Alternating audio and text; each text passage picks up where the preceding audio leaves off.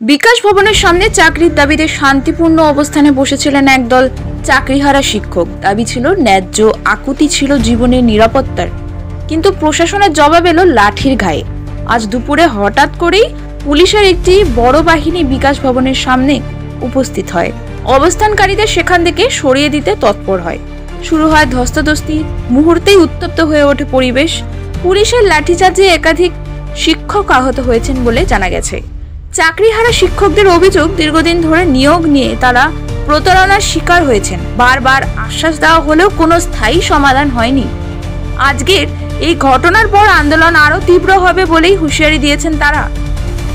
পুলিশের পক্ষ থেকে এখনো পর্যন্ত কোনো অফিসিয়াল বিবৃতি পাওয়া যায়নি।